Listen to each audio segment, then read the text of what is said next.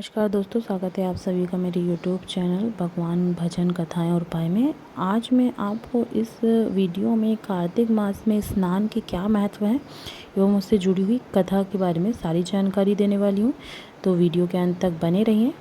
तो आइए जानते हैं कार्तिक मास में स्नान का क्या महत्व है। कार्तिक मास स्नान की जो संपूर्ण विधि है, गंगा स्नान कार्तिक मास या कार्तिक महीना हिंदू सनातन धर्म में सबसे पवित्र महीना माना जाता है। पूरे कार्तिक मास में सभी धर्म प्रेमी स्त्रियां और पुरुष व्रत रखते हैं और कार्तिक स्नान का भी बड़ा महत्व है। कार्तिक मास लगाते ही पूर्णिमा से कार्तिक समाप्ति की पूर्णिमा तक व्रत किए जाते हैं। इन व्रत को करने वाली महिलाएं और पुरुष को सुबह 5 बजे उठकर तारों की छांव में ठंडे पानी से स्नान करना चाहिए। इस माह में सरोवर से स्नान का बड़ा महत्व है। अगर गंगा यमुना जैसी पवित्र नदियां हो तो इन्हीं में स्नान करें। स्नान के पश्चात घर या मंदिर आकर भगवान राधा कृष्ण, पीपल, तुलसी, आंवला, केला आदि की पूजा करें व 5 छोटे पत्थर रखकर पार्थिव बनाकर पूजा करें। भगवान का कीर्तन करें। रोज़ शाम को दीपक जलावें। रोज़ाना कार्तिक महात्मा सुने या कहानी कहें। व्रत की समाप्ति के दिन उजमाना करें।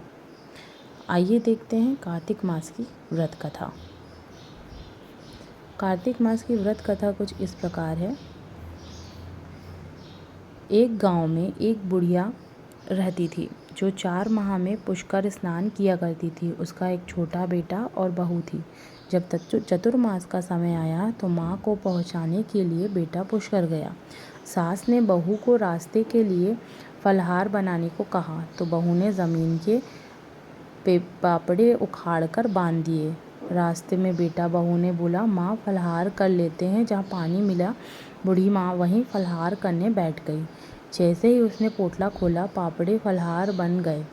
बूढ़ी माँ ने फलहार कर लिया। पुष्कर में बेटा माँ के लिए झोपड़ी बनाकर सामान रखकर वापस अपने गांव आ गया। रात्रि के पहर में श्रवण मास आया और बोला, बुढ़िया दरवाज़ा खोल। तब बुढ़िया ने पूछा, तू कौन है? मैं श्रवण मास हूँ। बुढ़िया ने तुरंत झोपड़ी का दरवाज़ा खोल दिया। बुढ़िया ने श्रवण मास में महादेव जी का पूजन किया और बीलपत्र चढ़ाती, अभिषेक करती, भजन कीर्तन करती।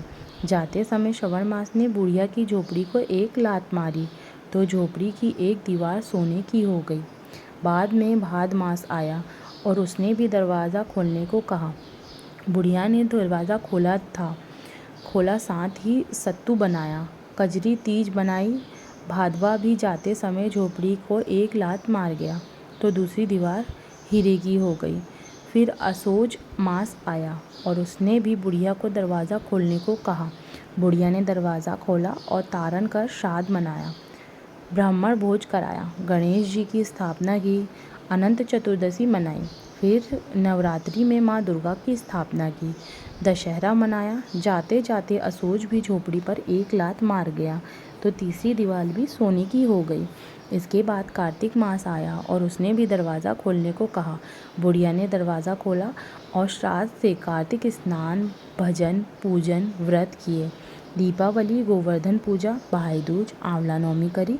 कार्तिक मास ने जाते समय लात मारी तो इस बार पूरी झोपड़ी ही सोने की हो गई। बुढ़िया खूब दान धर्म करती और भगवान का भजन किया करती। चतुर्मास पूर्ण होने पर बेटा अपनी माँ को लेने पुष्कर आया तो अपनी माँ और झोपड़ी को पहचान ही नहीं पाया। वहाँ तो भगवान की कृपा से ठाट बाट हो गए थे। उसने आसपास वालों से पूछा तो उन्होंने सब कह सुनाया। यह सुन बेटा माँ के पैरों में गिर गया और बोला, माँ घर चलो, और वहाँ सारा सामान गाड़ियों में भरकर माँ को घर ले गया। सास के ठाट देखकर बहू के मन में जलन पैदा हो गई और उसने भी अपनी माँ को 4 मास पुष्कर स्नान के लिए छोड़कर अपने पति से कहा वहाँ अपनी सास को भी पुष्कर छोड़कर आ गया। श्रावण, भादव, आसोज और कार्तिक सभी आए लेकिन बहू की माँ ने कुछ भी नहीं किया। वह 4 समय खाती थी और दिन भर सोती थी।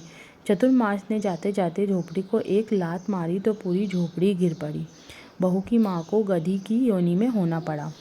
4 माह बाद जमाई जब अपनी सास को लेने आया तो उसके सास ही दिखाई दी और ना ही झोपड़ी। सब उसने आसपास वालों से पूछा तो उन्होंने बताया कि तुम्हारी सास धर्म कर्म कुछ नहीं करती थी, वह केवल खाती थी और सोती थी, जिससे वह गधी हो गई। सास ने जब अपने जमाई को देखा तो वह ढहचू ढहचू करती उसके सामने आ गई।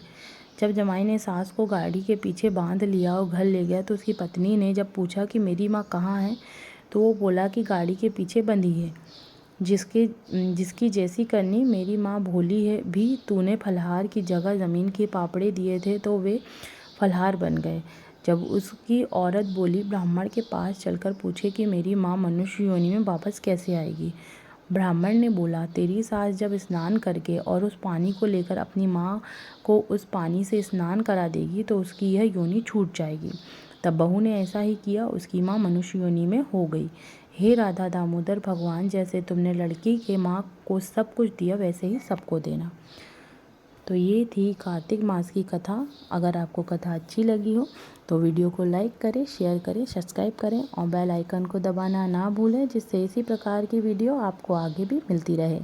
धन्यवाद।